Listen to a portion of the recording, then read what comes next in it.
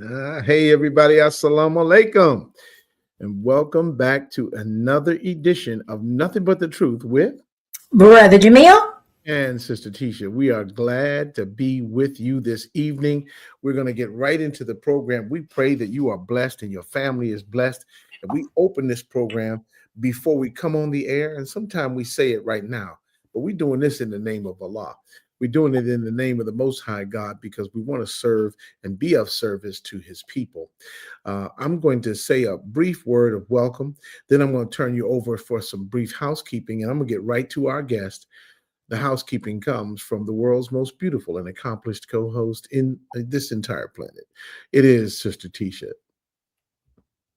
Is that my cue? Yes, Assalamu alaikum, family. Welcome back to another exciting edition of Nothing But the Truth with Brother Jamil and Sister Tisha. We are so glad that you took the time to join us tonight. It is a great show. We want you to invite somebody else to come out and see the show tonight because there is a lot going on. Also, we need you to help us build our platform. All we ask is that you do is go over to our YouTube page, Nothing But the Truth with Brother Jamil and Sister Tisha. Like, share, and subscribe. And then go over to our Facebook page and do the same. You can go to my page, Tisha Muhammad, or also Jamil's page, Jamil Muhammad. Yeah, that's what you do. And that's an action request. That's an ask right there. And it's a good ask because we want to share information on this program that helps to save and improve lives. And saving and improving lives is what we're about.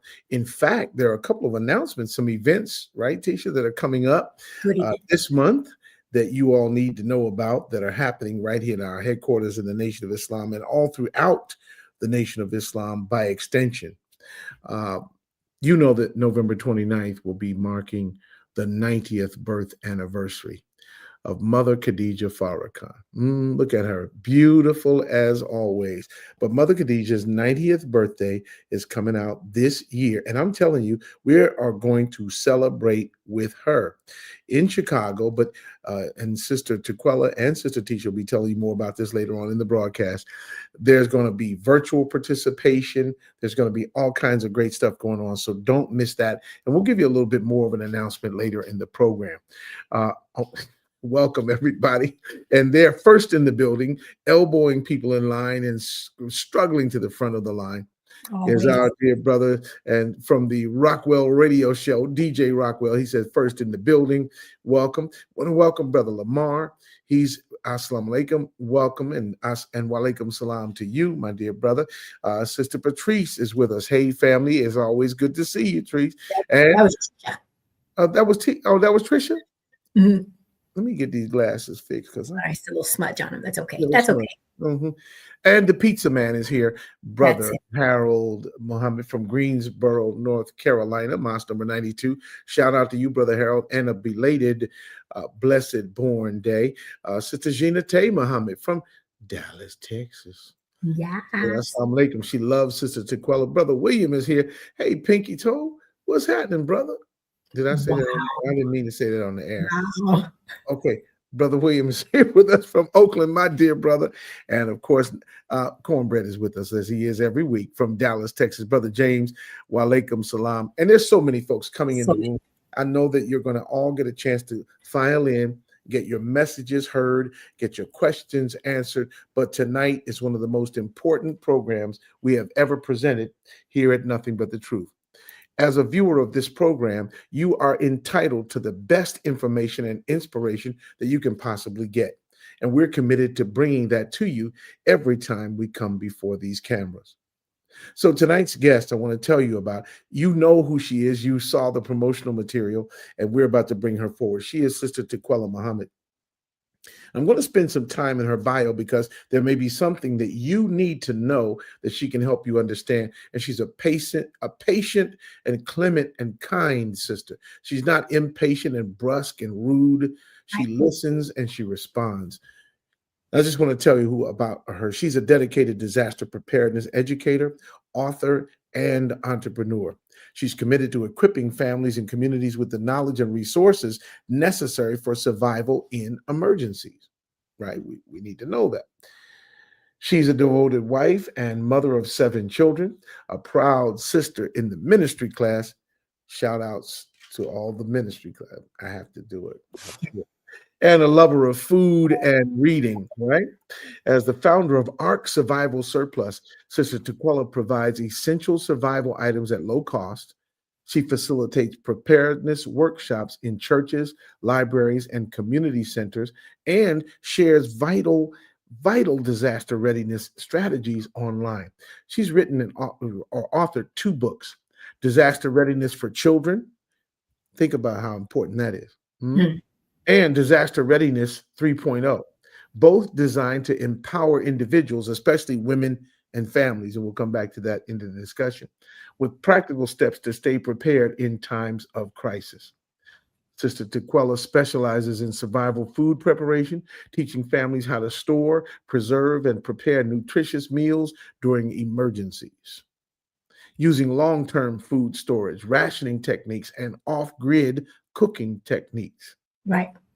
So, beyond in person workshops, Sister Tequella actively shares disaster preparedness insights through her social media presence, where she provides educational content, product recommendations, and real time preparedness tips. Hmm. Her mission is to make emergency readiness accessible and actionable for everyone, ensuring that families can face any disaster with confidence. So, would you join the great Sister Tisha and your brother in welcoming to Nothing But the Truth, our guest for tonight, Sister Student Minister Tequella Muhammad? Bring her forward at this time. There she is. Welcome. Um, Walaikum salam, sister. Welcome to Nothing But the Truth. Now, I have to be well trained and give over the microphone to the chief questioner, because the chief questioner, Sister Tisha, knows what she's going to talk about. I'm going to sit here and take some notes, but welcome, welcome, welcome. Oh, we're so excited to have you joining us today. We want to jump right into it because this show is going to be a good one. We know that our audience is tuned in and they have a lot of questions themselves, but we want to start off. You're here to teach us about disaster preparedness. Let's start it with, was there one certain thing that first got you interested in disaster preparedness? Was it an emergency that came up? Was it a specific event? Tell us about it. Tell us how you got started in this. yes, ma'am. Assalamu alaikum, family. I just like to open up in the way that I know best. In the name of Allah, the Beneficent, the Most Merciful, I bear witness there is no God but Allah, and I bear witness that Muhammad is his messenger.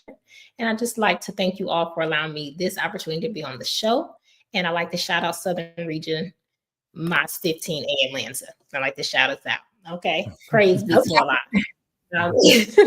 And going into that question, which is an excellent question to start, I got into disaster preparedness, honestly, from my mother, Karima Muhammad, the maven of real estate in Atlanta, Georgia. Yes. So it was the year actually Y2K, year 2000, 1999, going into the year 2000. And, everybody in the world was thinking that everything was about to hit the fan once it turned the year 2000. But my mom always had what we needed to have in our homes. I'm the oldest of 4 children. And, we've always been taught on what to have and what to store. And my mother literally had everything. She used to have a basement and we would go down there. I mean, she had the toilet, she had matches, she had just buckets and trash cans full of things. So I knew at that time as a child, I was very secure knowing that if something was to happen, that we would survive. And I took that same mindset on as a mother of 7, knowing that if something was to happen, I wanted to make sure that myself was, my children and myself, we were okay. And I also wanted to make sure our communities and families were okay as well. So. Beautiful. Now, a lot of people think that prepping is just for extreme situations. How do you explain the value of being prepared to your friends and family? Yes, ma'am.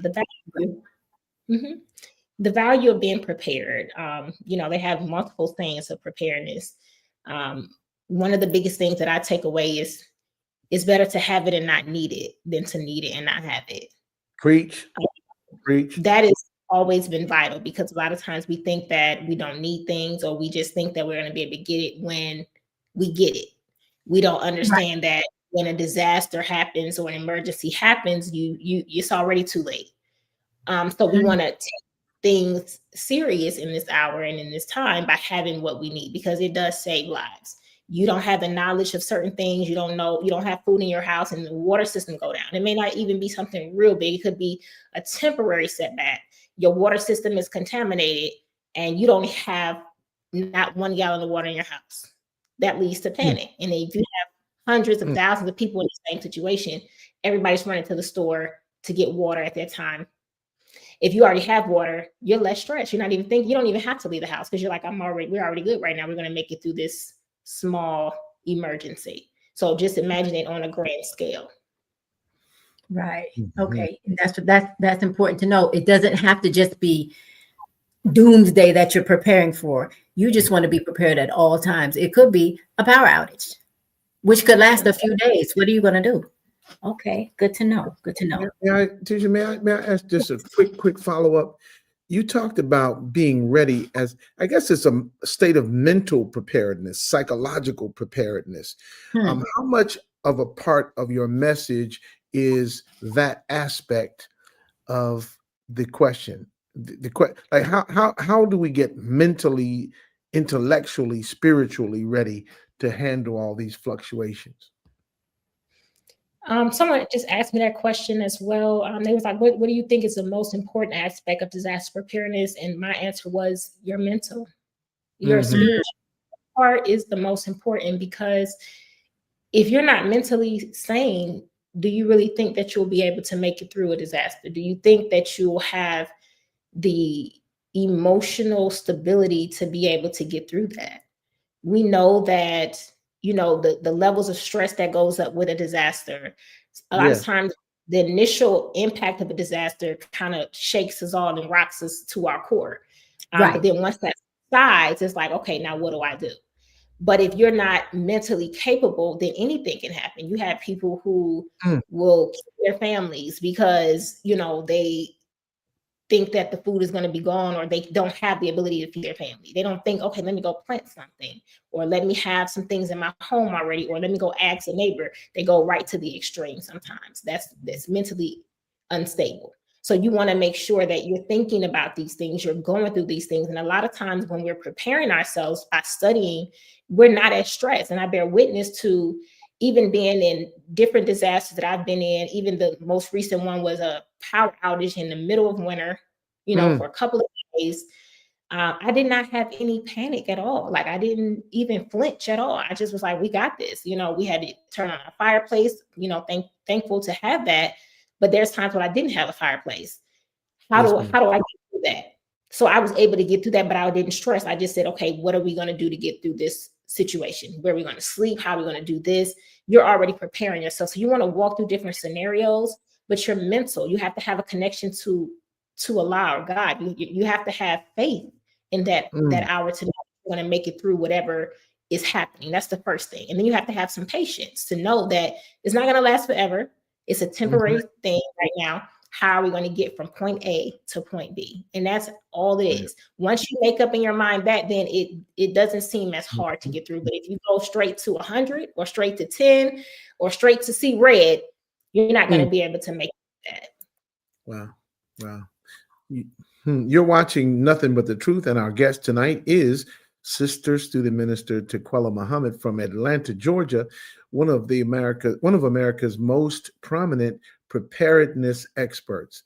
She's with us tonight, and the questions are already beginning to flow. Teacher, what's happening with the broadcast queue? I know people are lining up. People are lining up and they're agreeing with you about the panic, the statements that you said about panic. Can you take us back to the beginning for someone who, if you were talking with someone who's just starting out, they didn't have anything, they don't know where to start with disaster preparedness, but you were able to get through them to encourage them to get started, what would you tell them? How would you tell them to start? Yes. I just want to correct one thing. I'm so sorry. I just want to correct one thing. I am a student in the ministry class. I don't want to call myself a student minister. I just want to make sure. I know a little something about that class, and I know a little something about it. Trust me, there's nothing that was said about you that you did not hold up. We are all student ministers. That's the reason why that word is there. So thank you for your humility, but you are a student in this class, and you should be called that. Yes, ma'am. Right. Go ahead. Thank you so much. And just to get to the question, start a beginner or someone that's starting out with disaster preparedness. The first thing I would say is don't focus on what you can't do. Focus on what you can. A lot of times, we go straight into, I don't have enough money. I can't, get these things. I don't have a vehicle. I don't have this. We come with all these excuses on what we can't do. You want to focus foremost on what we can do. And then you want to start with the basics. So I always tell everyone to start in order with the thing that you most need, which is water. So I always talk about that because a lot of times we don't have it or we don't have enough. So ways to purify water and actual water, even if you have to fill it up within your home, you can fill up gallons, you can buy your own water. You want to have some standing water on hand, some water bottles, 5-gallon water jugs, a purification system first. And then you want to start with food, which is non-perishable food first, because that will last the longest. So like your staple goods, your rice, your beans. You definitely want to have flour, because flour, you can make so many different things out of flour. You can make simple with flour, just yeast, salt, your water. You can make bread, you can make tortillas, simple things. Beans, lentils. You want to start with that, sugar. And then you want to go into the shelter, making sure you have a place to live and a place to stay. If it's wintertime, you want to make sure you can stay warm, and you want to make sure you have enough light to be able to survive. Those are the basic. Oh, and a way to cook your food. That's the basics. So you want to focus in on those things, and then you can go into other things outside of that. But those are going to be your main objectives of preparing yourself and your family, and making sure you have enough for each and every member of your family. Yes, ma'am. You mentioned the water purification systems. How does that work, and how do we address that with the gallon jugs or 5-gallon jugs of water that we have, or even smaller bottles of water? How do we preserve the water and keep it purified, or how do we do that in that hour? Yes, sir. Praise be to God. So they have different ways. They have water purification tablets that you can have that purifies the water. They have the life straws and different filtration systems that you can use to purify your water.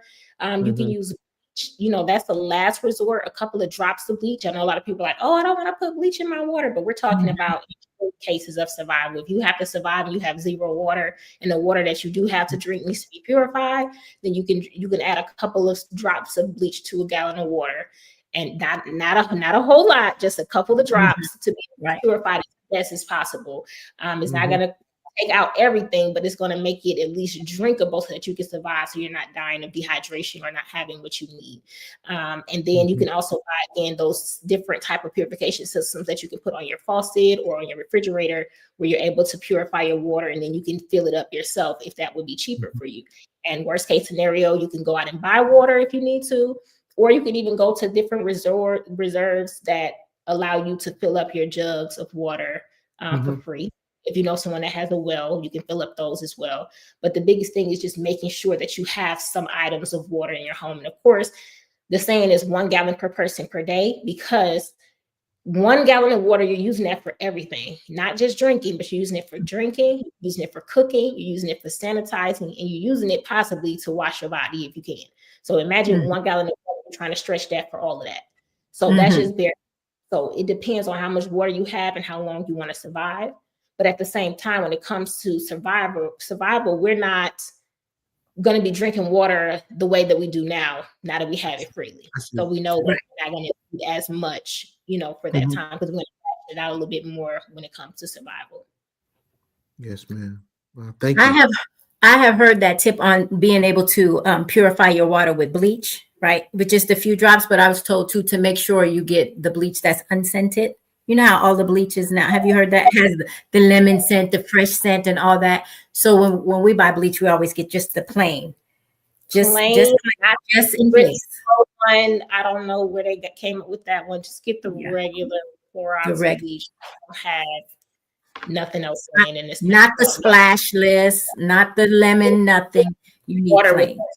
Anyway, it's that taste and that smell is not going to work. So yeah, just plain bleach, and just a couple drops, like maybe like 6 drops in a gallon, if that.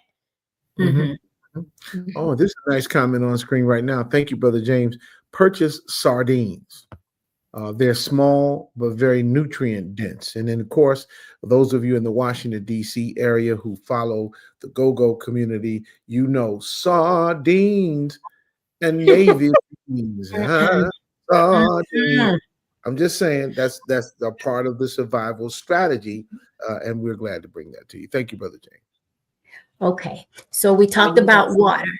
We talked about water. So, and I want to ask you before we move on to this. So, for the people who are just starting out, who don't have anything in their homes, now you gave us a list of things to at least start with. Do you recommend? Because if I'm a person, I have nothing in my home. Do I buy a little bit of each one, like one thing of beans, one thing of water, or do I buy all my water first, all my beans? What do you recommend? Just a little at a time, or? For a person that's just starting out, I will always say buy a little bit of everything, because you just never know. You don't want to be in the house and you got a whole bunch of water and you have nothing else with it. So these are still fairly inexpensive. You can go in the store and find a pound of beans for $1.50. So continue to buy beans, lentils, rice. If you have $5, instead of going toward the cookies or going to get you some ice cream, you take that $5 and say, I'm just going to revert that and I'm going to go get my survival items. And you can go get a bag of beans, a bag of lentils, and a bag of rice at this point at $5, because we do know that inflation is on the rise. And we've also been told, you know, even by the Honorable Minister Louis Farrakhan in the time and what must be done, that hyperinflation would be here. And that means that something can go from $1, he said, to $10 to $100, because it's going to go quickly. So, you know, a lot of us don't think about getting what we need in our homes, because the price is also going to change. So what you get for today's price, it may not be tomorrow's price. So you can't keep putting it off, because now you're going to pay more and then they may not have it. You know, they're having all these recalls on things now as well. So we don't want to keep putting off on things and then you don't have the ability to purchase items. So just get a little bit at a time, whatever you can get with what you have, and just keep stocking it up. And as you stock it up, you're going to start to feel good about it, and you're going to want to keep on stocking up what you need. I bear witness. Yes. Yes, indeed. Yes, indeed. You're viewing Nothing But the Truth. You're watching Nothing But the Truth with Brother Jamil and Sister Tisha. Our guest tonight, Sister Tequella Muhammad from Atlanta, Georgia. She's bringing us information about preparedness and being ready for instability in the society. You can see, as you watch the news every day, nothing is today, even as they say it's supposed to be. Things are shifting. You could go to the airport, you can't get on a flight for 3 hours. And if you go to 40 airports around the country, you're guaranteed to have a certain percentage of cancellations. It's going to happen. Right. If you're depending on government assistance, SNAP benefits, you can't depend on it now, because the government has been shut down for the longest period of time in history. I like what Sister Tequella said a moment ago. She's talking about hyperinflation. So this is a preparedness expert who is prepared to understand and express what she's giving us to survive in terms of history and economics and anthropology and sociology. We thank you for tuning in. This is Nothing But the Truth with Brother Jamil and Sister Tisha. Beautiful. Okay. How can you touch on a little bit? Now, I'm trying to take it in increments. So now I'm the new person. I got a little bit of everything going, and I'm starting to see my survival, you don't want to call it a stash. What do we call it? My goods stacking up, right? I now have 10 things of rice. How do I properly store my things? Because I know there's, you don't want pests to get into it. You don't want it to dry out and get old or whatever. Touch a little bit before the bottom of the hour, if you can, on basic storage. Remember, I'm just starting out. I don't have nothing fancy. What do I do before I get fancy? Absolutely. To start out, I would definitely suggest, again, buckets or even galvanized trash cans. They're like metal trash cans. Trash cans are good for like keeping rodents out. So for those like that live in like certain parts of New York that have that control issue, I would 100% recommend the galvanized trash cans. But in the meantime, everyone else, like the regular 5-gallon buckets, if you can, make sure they're food grade buckets if you're going to be putting food in there for long storage. you want to make sure that they're very inexpensive. So don't go and get just the regular buckets from like Home Depot with all the color in it. Just get the simple all white food grade buckets. And you want to store your food in the Mylar bags in the bucket. So Mylar bags are not that expensive. They may be like $10 on Amazon or $20 or something like that. You can order a bag of 100. Anytime your staple goods come in or anytime you buy your staple goods from the store, you want to just immediately put those staple goods inside those Mylar bags. You can seal them off with like a flat iron or a heat sealer, and then you can put them in there. You can also add bay leaves to them. You can add, different things to the bucket to keep out any pests. The moths and things will grow. Different bugs are sometimes already in the beans and rice. So that would also take away the oxygen in there. So it would kill anything in it. And then you'll be able to store it easy. Again, if there was flooding in your home or something like that, you don't have to worry about your beans being affected. You want to keep it in a cool, dry place where the temperature doesn't change as much. So I do prefer you keeping it like in a closet in your home. But if you don't have a choice and you have to keep it in your garage or your basement or your attic, you just want to make sure you have them in those bins and keep them away from light if you can, just so that they can stay, cool. And that would be the best recommendation to start out with your staple good items. Okay. Excellent. So the white buckets from Home Depot, food grade, not the color buckets, and Mylar bags, and we can order them in bulk. Mylar bags. Okay. Them in bulk. They come in different sizes, so it depends on how you want to store your items. And I always recommend getting different sizes. So, for example, if you need to barter something like your beans, if you have them in the smaller Mylar bags, then you're able to barter and give it to family or friends. But then you can also get the bigger 5-gallon ones if you want to put, half a bag of beans. It'll take about 25 pounds of beans for one bucket. So you'll need 2 buckets for a 50-pound bag of beans. And that's how you would store it that big. If you don't have that much and you're just getting the smaller bags, then you could just keep adding your beans until you get to that place, and then you seal it up, close it up. You can stick it in a closet. You can stick it under a bed. You can stick it in your basement, and you just leave it there. But I do highly suggest that you rotate your items. That means if you eat beans a lot, use what you already have and then store the newer beans in your survival. And you may have to change it up a little bit here and there. Okay. Question on the screen.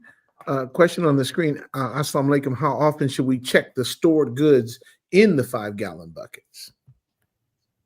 Yes. I touch everything every 6 months. Everything. I just go just to check it, to make sure, like even my canned goods, like when I sell can, I just check everything, touch everything, move everything around, because dust is going to accumulate no matter what. One of the sisters, I believe she said, make sure you freezing your rice. If you can freeze it, if you can freeze your flour, I do put my flour and cream of wheat in the freezer when I get it. And then I go ahead and put it in Mylar bags and then store it up. You want to just do it like that to make sure that they don't have weevils in it, because I've had that experience with weevils before. And it's not a good experience to have a bunch of bugs in your rice when you open up your rice. It was crazy. But yeah, you want to make sure you're touching everything every 6 months to make sure there's no hole in any of your bags, something fell over, anything could still happen, but you can just check to make sure. Excellent. And Brother James also adds that Mylar bags are important because bay leaves deter pests. I did not know that. I know they make the Italian food taste really good, but I did not know that they deterred pests. Thank you for that, brother. That's good information. We're coming up on the bottom of the hour. I know that your questions are coming. Please keep them in the chat. We're going to come back to your question. In Sister Deanna in Maryland, we saw your question. We're going to come back to it for how to get involved and just make a big move. But before we do that, we're going to break for a few announcements. We got some live announcements to share with you, but we promise we are not going to come back without Sister Tequella Muhammad, because we don't want you on our case for coming back without the guest of the hour. So we'll be right back after these. Be right back, family. Hang tight.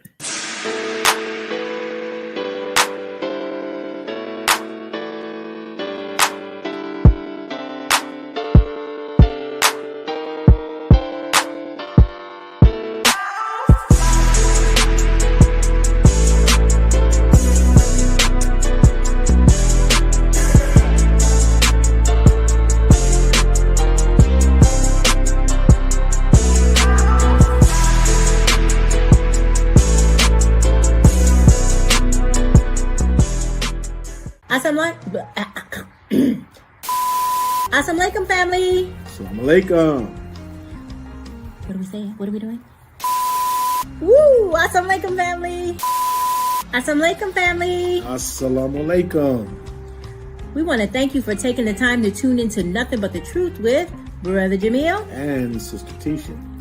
We thank you for every Thursday night joining us for appointment viewing. 8 p.m. It's not 8 a.m. Yeah, I'm going to come in on the p.m. Yeah, 8 p.m. Thursday nights by YouTube, by Facebook, by Instagram, by all the other means by which we can be seen. But we thank you because without you, as a matter of fact, here the Manhattans, there's no me without you. He always do that. Assalamu alaikum. There's no me. You didn't say assalamu alaikum. You didn't say assalamu alaikum. Oh, assalamu alaikum.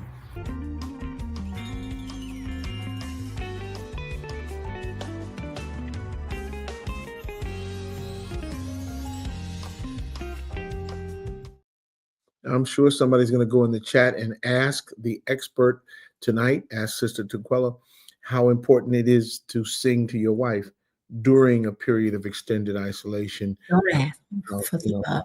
It's important. It is not important for the love. Okay. Oh. Go back to your questions. Huh? We're back with more. We're back, and the questions are still rolling in.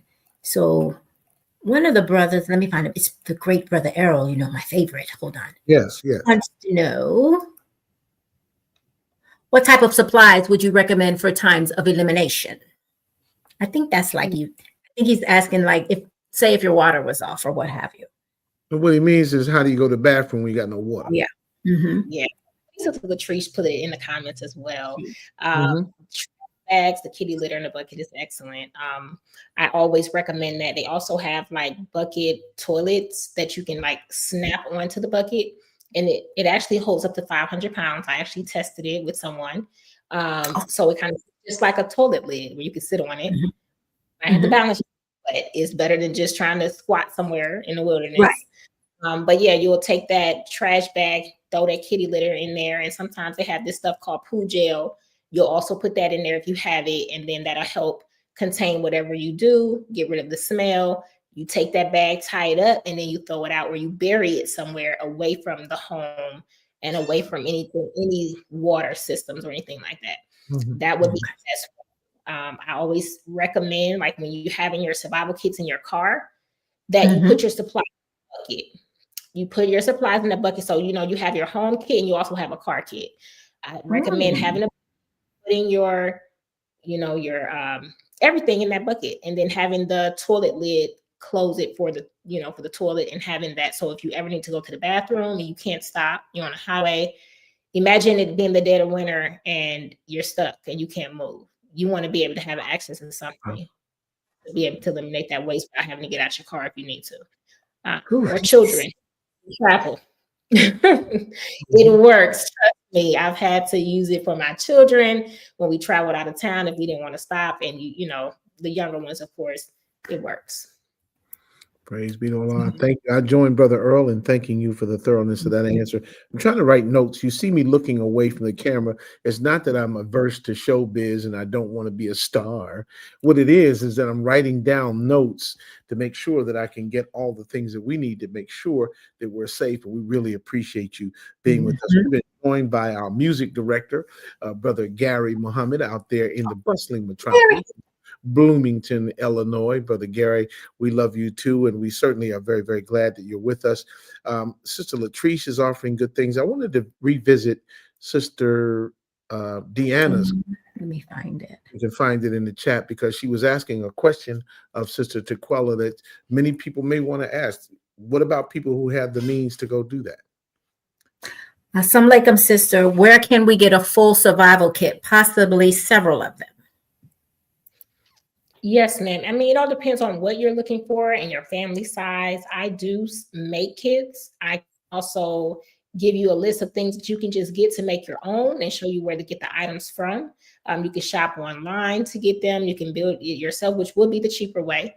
But that would be the best thing, is really to build your own, because you know what you and your family use and what you need. But you also buy some offline that are tailored. The only thing that I see though with some of the ones offline is that they don't have everything that you need in the kits, and some of the prices are very high.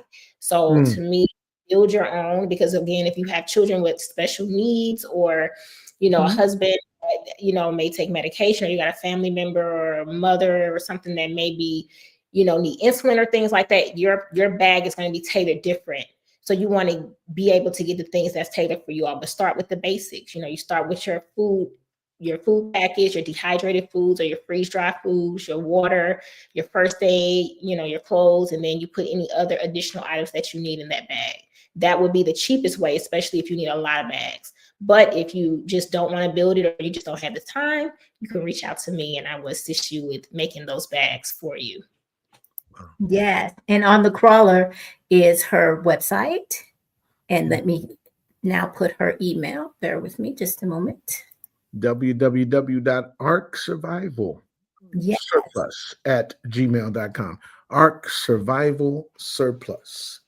That ark there means a place of safety. It's not referring to the natural state of Arkansas, which is out here near Oklahoma and Missouri. It's not talking about Arkansas, but it's talking about an ark, a place of safety. And that's what we're trying to create right here. Tisha, what's happening next? Okay. I would like to, can you speak a little bit on the books that you've written? Because as we're building our survival kits, we also need reference points. And I think your books are great reference points. Would you talk a little bit about that? Yes.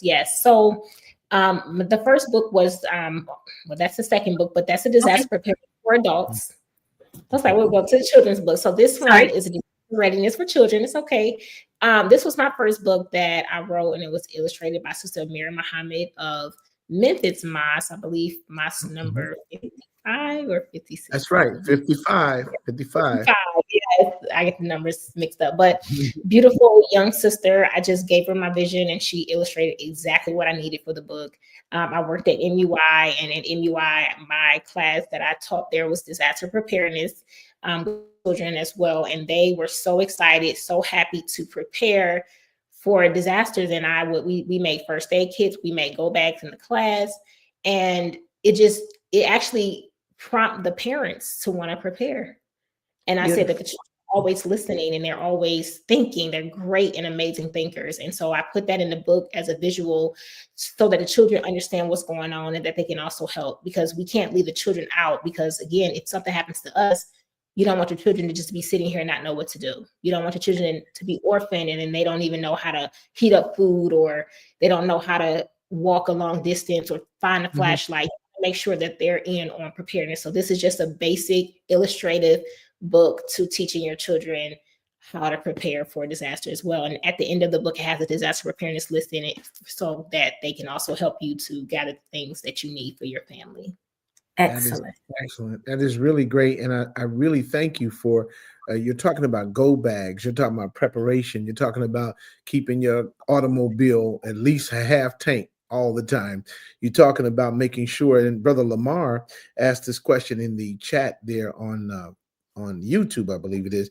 He says, what about when you have an EMS kit? Will that work? How does an EMS kit work in your survival kit? Absolutely. I'm actually in the process of making that too. It's called a trauma bucket, but that is more supplies needed for like major disasters. Like if something happens and you have a concussion or you have a broken arm, those little small kits that we have is not enough to be able to really do anything. So that's why I recommend building your own first aid kit or your own little trauma kit. I did do a video before of building my own kit. So you can go out to all different type of stores, wherever you go, we know, they do their thing at the store, but Walmart, Amazon, any stores or any places online that you can get supplies that you need, build your survival and your first aid kit for your family. And you can start with just bandages. You can start with different type of medicines, pain relievers. All these things can go in there, blood pressure cuffs, things to be able to check blood. There's so many different things where you don't get overwhelmed, but just, even go on chat, just ask chat, what's the basic things that I may need for a first aid kit? And then just start to get those basic things so that you can build your own. Wow, Beautiful. thank you. And we want to thank for her comment earlier, Sister Joanne Muhammad out of St. Louis. She thanks you, Sister Tequella, for including and mentioning those with special needs and a consideration for the elderly who may be medically compromised, who have medications, who have treatments that they have to take or processes that they need to go through. We're going to try to make sure that everybody gets what they need in a prepared way. We don't want to be rushing around after something goes wrong to find out what we can do. We're going to plan for that in advance. So thank you for your comment as well, Sister Joanne. What I'm finding and learning from this conversation, what's encouraging to me is how this is something, disaster preparedness is something you can start right now. You don't need any long drawn out plan. You don't have to wait. You can start with a few dollars and to just get started. And what you're sharing with us is that you can go to just regular stores in your area or order off Amazon. The biggest thing I wanted to know is about the Mylar bags. That's the biggest thing I need to research a little bit more. Just for clarity, when I put my beans or my rice in my Mylar bag, after I've frozen my rice a little bit, get the weevils out, whatever, do I put the bay leaves in that bag with it? Yes. Or I won't need to with them. Okay. So I'm putting my bay leaves. Mm-hmm. You do. And then do you seal the Mylar bags and those beans are just left away, or is there a way, or am I going in and out of this bag? I'm using my beans from that. What do I? Yes. How do I do? Yes, ma'am. So some of them, they have these oxygen absorber packets that go into the bags as well. The oxygen absorbers take the oxygen out the bag. So you try to get as much air out of the bag as possible. Then you throw the oxygen absorber in there and then you go ahead and seal it as quick as possible. It has to already be hot, ready for you to seal it. And then you'll watch the bag just start to decompress and the oxygen will be sucked out of it. And then it's ready for you to go ahead and put in the bucket. And that's good because it'll take any moisture out, any oxygen out, so that, your rice, sometimes when I took my rice out the freezer, sometimes it still has a little moisture on it. And you want to get any moisture, because if not, then that can cause it to have mold or mildew on it. And you don't want it. That's what I would do. I would seal it and I would just put it in the bucket and I would fill those buckets up. And then again, I would check my buckets every 6 months. I physically touch everything in my house every 6 months to make sure that everything's good, rotate my water out. And then, either I'm gonna store some new, staple goods, or I'm gonna start to use what I have. If you want to do it individually, that will make it easier to have smaller bags because you can just keep taking out a bag and use it. Just like you would do if you store and you will buy those individual small bags. You basically have those stored in the Mylar bags inside of your buckets. You just take them out, use it, and then you just make make more rice and beans as you go along. Just make sure you're rotating, so don't use all that you have and then you haven't replaced it, because then you just out and when something happens, you don't have what you need. Wow. This is nothing but the truth with Brother Jamil and Sister Tisha. You're listening and watching our special guest tonight, Sister Tequella Muhammad from Atlanta. And Sister, I have to just interject to say a couple of points. I heard somebody say the other night, we've got to be careful to find our way to places where we can learn to can, to store, to survive, and even to cook. I was in a casual discussion the other day, and somebody said, listen, the young people don't even cook anymore.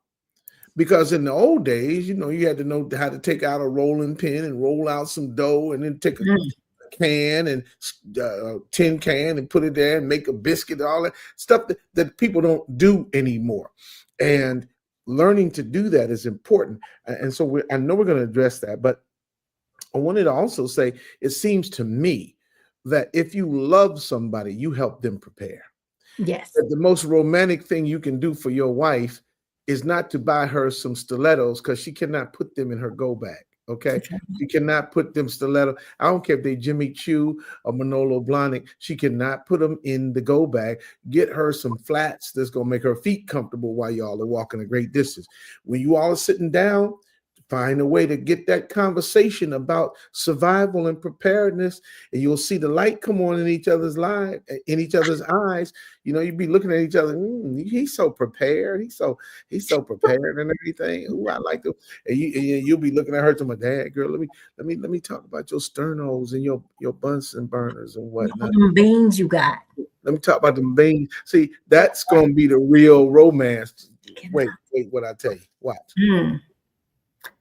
Sis, how do we, or can you speak on how does it work when say you've talked to your friends, your coworkers, your family about the importance of building their survival kit, but they're kind of slow to it because they don't think nothing's really going to happen, or it's not going to get that bad, or it's always going to be something at the store. How do you get them to realize the times that we're in, right? If you can. And then if you can't, how do you yourself prepare yourself for that time when they come knocking at your door for what you have? How do you handle that? Absolutely. So I just want to shout out Next Level 6663. They are awesome. One of the things they said was start small and know that there is no one size fits all. That is the key. With that, one of the things that, you know, me personally that I'm doing is coming out into the community and teaching our families, our people, what we need to do and how to store. I do strive to have more and have items to barter, but all you can do is prepare. All you can do is give the word and give the warning, like we have been given from the Honorable Minister Louis Farrakhan and the Honorable Elijah Muhammad, who has warned us time and time again on what we should store in our homes. At a certain point, again, like we said earlier, the ark doors close. You're not able to have everybody at your house. You're going to have to limit communication or even cut it off because you know that they're only calling because they need something. And for those that you can assist, like your close, family members that are intimate, then you may have to have items there for them. So when you're stocking and storing, you're not just storing for yourself, you're storing for them. We are told that half your brother's bean soup or half my sister's bean soup belongs to me or belongs to you. So I want to be there because, for example, if something happens to my home and I have my survival kit and my survival kit is completely destroyed by some type of a disaster, I want to be able to go to a sister or brother and I want them to be able to take me in. I don't want them to be like, no, you can't come here because I had all my stuff when my stuff was destroyed. But as believers, we have those angels who are going to open their doors for us because they not only prepare for themselves, but they also prepare for others. So you always want not just think about your immediate self and your family, but continue to stock and store as much as you can for those other family members who will, in fact, may try to come, especially if you have children, grandchildren, who wasn't listening at one point, but now they're starting to heed the call. They may heed the call a little bit too late, but they are coming. And so you just want to make sure you don't turn those individuals away. But there are going to be some individuals in your family and friend life that you will have to turn away. Okay, understood. All right. Wow. It's amazing the sheer volume of information that's available. And that is a question. Next level that you shouted out, Sister Tequella, is our dear brother James down in Dallas, Texas at mosque number 48. And Sister Tequella remembers all the numbers for all the mosques, okay? He's at 48 in Dallas. And Brother James is asking the question, who still has a copy of the FOI and MGT Survival Guide? Yeah. It's a key volume. I have paid from a brother that I am very appreciative of, and he's one of the top brothers, but he sent them to me as well. I don't have the actual guy, but I have the photos from the original FOI. Love it. MGT man. This information seems to have been thoroughly explored and taught at the Muhammad Mosque around the country. I would hope that whether you're in the mosque or you're in a church or you're not in an organization at all, you would take very seriously the information.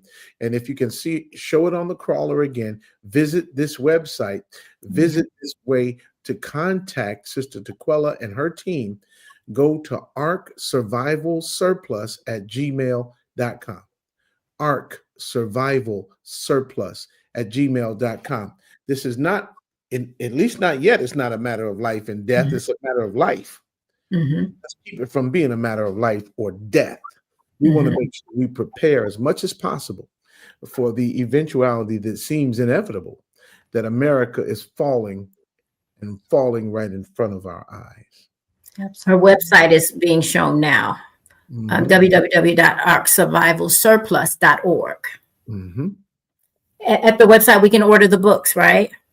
Yes, I do have a digital copy, and then you can also order the actual physical copy if you like.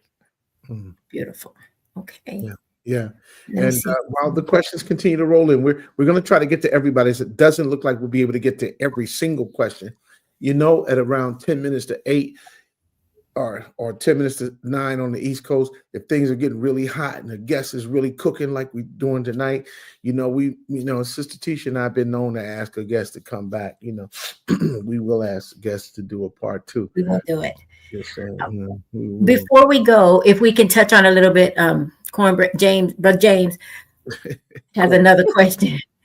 He says, get in shape. How far can you walk with a 30-pound pack on your back? Wait, how far can you walk with a 30-pound pack on your back? He said on your back. On your back. Yeah. He said, make sure you get in shape. And he's asking a question when you walk. So that is really excellent. Like if we're not doing what we need to do now, if we're not exercising and working out now to get in shape, then that is going to be hard. If we're not fasting now, we can't really say that we can go without food. We need to get to that place of going. And we see why the Honorable Elijah Muhammad tells us in How to Eat to Live, book 1 and 2, that we should go 3 days without food and then a week without food, because we may have to go a week without food. So that's why it's good to just get into the habit of practicing that, because if you're used to fasting for, every 3 days, it's not going to be hard when you have to go without food every 3 days. So we must start doing what we need to do now to get ourselves properly prepared. And then the last thing I want to add, we want to make sure we're watching like movies. You can go to YouTube University and watch all different types of, how to prepare for a disaster, what people go through in disasters if you've never been through one, so that you can really think and put yourself in these scenarios to see how you're going to be able to get through it and what you need to do to survive. Because if we don't really understand what these people have been through, then we can say what we're going to do. We got to really see, put ourselves in the shoes of those who survived in order to survive. So. Wow. And I don't think we've ever seen upheaval and instability like what we're about to see. In our lifetimes, we have not seen it. If you're an urban city dweller, if you live in New York or Chicago or Dallas or Cleveland or Buffalo, you may not be used to the kind of upheaval that is about to sweep America. And so please, dear brother and sister, get ready psychologically, get ready spiritually, get ready intellectually, and prepare yourself physically and domestically to survive. Because you can trust Allah. We don't preach on nothing but the truth, but I do have to say one thing. Come on. We say a prayer that says, "Oh Allah, we seek thy help and we ask thy mercy." And why? Because we believe in thee, Allah. We trust in thee for all that we need. That prayer is not a lie. Right. That prayer is truth. And when it's uttered by a believer from a believing heart, that believer can count on Allah. You can rely upon Allah to be there for you in your time of trouble, but you got to prepare to meet him where he meets you. Does that make sense? I hope it does. And Sister Tequella is here with us tonight. She's bearing witness, and so is the pretty lady in the red draped scarf up there. Oh, I'm not supposed to flirt. That brother right there. Okay. But anyway, I just have to tell you all, this is a great, great meeting. We only have about 3 minutes left. And so, Sister Tequella, as you begin to wind down, are there bullet points, things that everybody watching this program should know, things that we should do, action points we should take now as we begin? Let's just presume that everybody's a rank beginner. What do we need to do right now to start getting ready?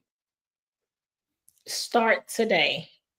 Do not wait till tomorrow. We don't know what's going to happen, no matter what the government is telling us, no matter what you see on anything. Tune in, focus yourself, and start getting what you need today. If whatever money that you have, go out and get things. Don't panic yourself. Don't live in fear. Have faith that Allah's going to get you through whatever you got to get through. But this is his divine warning on all of us that we should have things that we need stored in our homes for a dark hour that is approaching. So start today. Get your children involved. Have an emergency plan. Prepare yourself. And again, keep the faith. Oh, that was beautiful. And so start today and get your children and family involved and keep the faith. That was a very popular political slogan in the 1960s, often uttered by the representative and Reverend Adam Clayton Powell of Harlem, New York. He would always say, keep the faith, baby, keep the faith. And when he did that, he electrified the masses who had been robbed of hope and who have been pulled away from the kind of encouragement that would help us survive. But what you're hearing in Sister Tequella is encouragement. So you stand tall, dear believer. These times are going to get hard, but they're not as hard as you are in your determination to survive. Oh, things are going to get difficult, but it ain't too hard for you. And the old song we used to sing in church said, ain't nothing too hard for my God. Come on. Nothing too hard for him. So I want you to remember that tonight on Nothing But the Truth, you heard the expert herself, Sister Tequella Muhammad. She came and told Sister Tisha and told Sister Tisha's husband that we got some things to do and we got to do it all together. Some things individually, but this sharing of knowledge. Thank you to all who came into the chat, who did. You're so wise. You undefeated, chat. You really are the best. And we thank Allah for you. Sister Tequella, the last word is yours. Yes, sir. Thank you to everyone who tuned in. I see Sister Latrice. I love her. She be bigging it up on there. Brother Next Level 666, Brother Vaughn, and everyone else, Brother Arrow, that is here to support. Again, tell your friends, tell your family, tune into the show, and just stay positive. Do it. Do it. We'll see you November 29th in Chicago, inshallah, for Mother Farrakhan's 90th birthday. If you haven't heard about it, you better ask somebody because it's going to be a place to be. A little birdie told me that Ark Survival Surplus is going to have a full page ad in the commemorative book for Mother Farrakhan's 90th birthday. Little bird told me, but we are going to make sure that we all gather to thank Allah for this great queen who has stood at the side of the most honorable Elijah Muhammad's top minister, the Honorable Minister Louis Farrakhan, for now over 70 years, really 72 years. And when you got, oh, look, there she is being introduced at Savior's Day by Denzel Washington. Yes. Yeah. Oh, that's not Denzel. Oh, that is Denzel. Sorry. Sister Quella, I can see you laughing. So, I can see you on the screen laughing. Anyway, we want to make sure we see you all in Chicago on the 29th. We love you very much. Thank you for tuning in to Nothing But the Truth with Brother Jamil and Sister Tisha. And our guest today has been Sister Tequella Muhammad. We wish you all well. And we say to you, Assalamu alaikum. Thanks. Alaikum, family.